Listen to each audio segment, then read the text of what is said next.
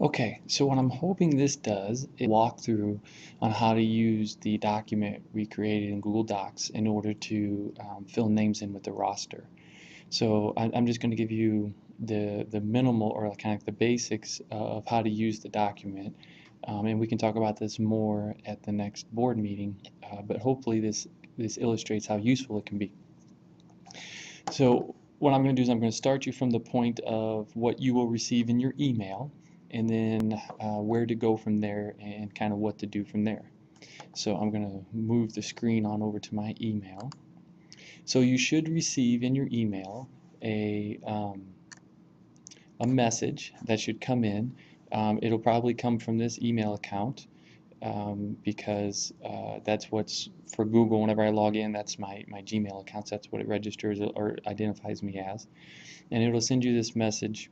And in there you'll see here, click to open 2011-12 KCPDC roster.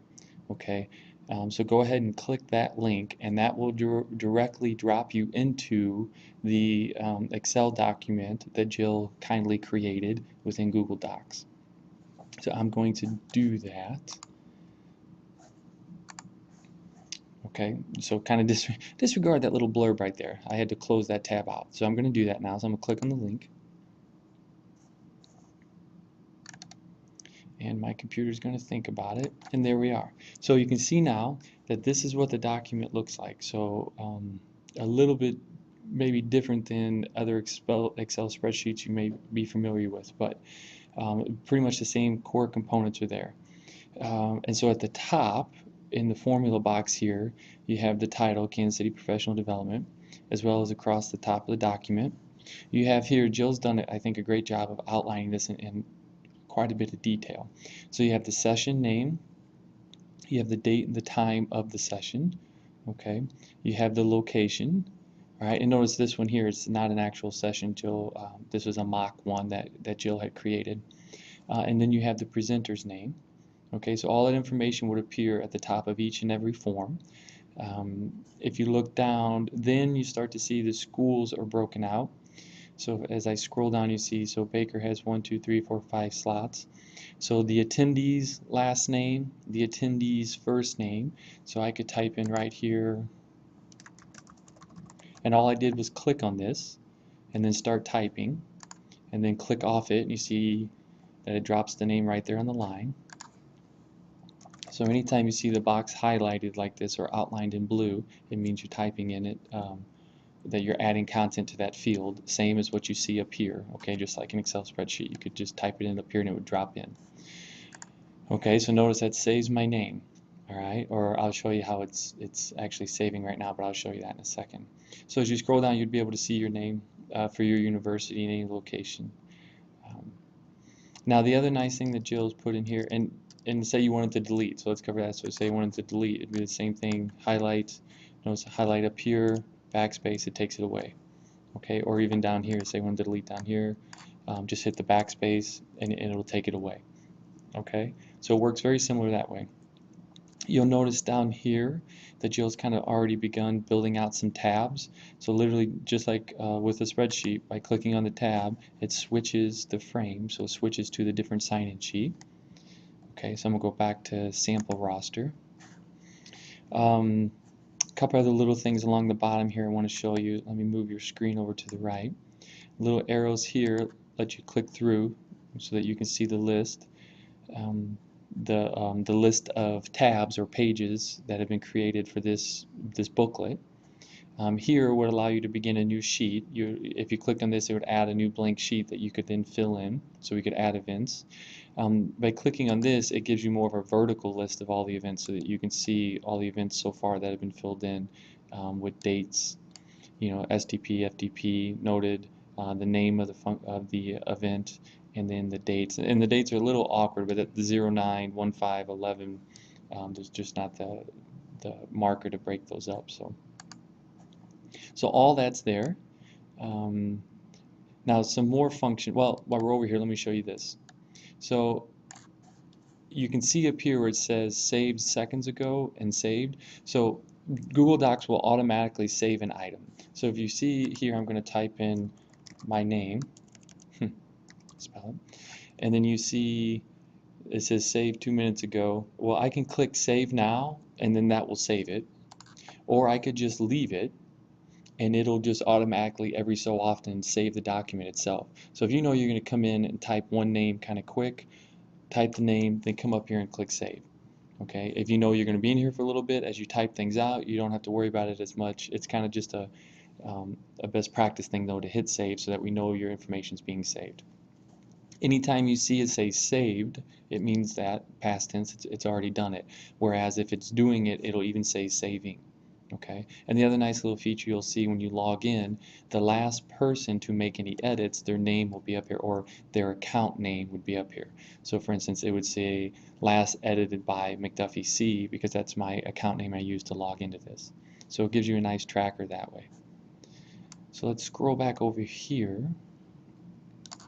So some of the other basic functionality that we have in here is to be able to get this document out off the web and onto your computer and print it out as you need it. So under File, there's a few ways to do this. If you click on File, you get a similar drop-down menu. One of the ways, or one of the easiest ways to do it, is you would literally just click Print, and you can print directly from Google Docs. So it would print this sheet directly.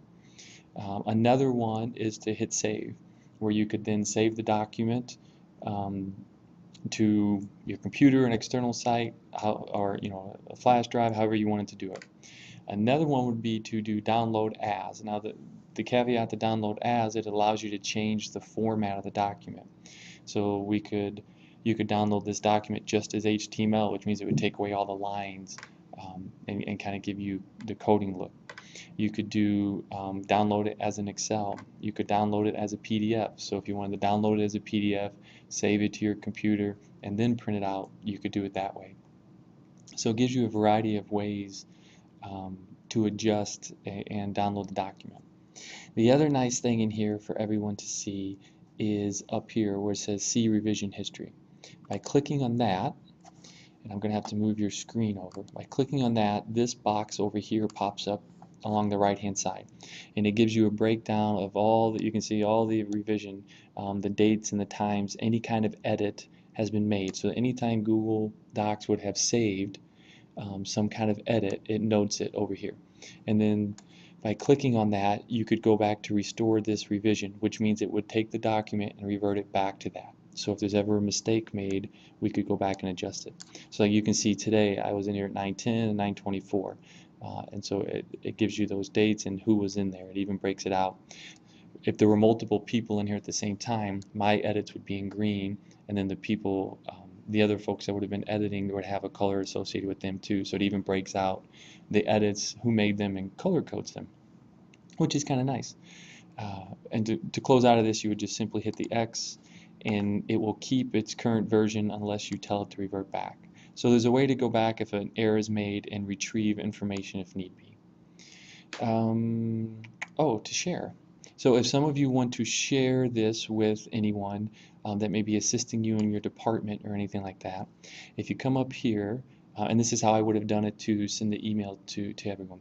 You come up here and click under share, drop this menu down, and click share. And you'll see these are all the people that currently have access to it. Now notice behind it here, I am an owner, okay, which means that I can do whatever I want with it. But so can a person who has editing capabilities. And so all your names will have edit. Basically the two things you can give someone is you can give them the ability to edit, you can give them the ability to view, or make them an owner, which the owner doesn't really do anything other than it changes how it looks in my series of Google, and when I'm in Google Docs, it shows it a little bit different in how it shows up for me. It shows as an owned item.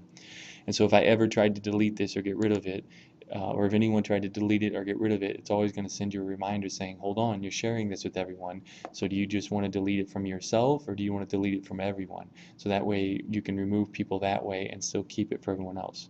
But then you'll just see the list of everyone who has access to it and what rights and privileges they have. And by clicking X, you would then take that away from them. You would delete them away from the account. Okay? And whenever you send a message, you enter the person's email right here. Okay? And then you set the permissions over here. and then you can always include a little message here so that when the email gets sent, that message appears in the email. You can even have a copy sent to yourself if you prefer, but you want to make sure this box is checked so that it does send them an email, and then you just hit share and save, and that will send it out.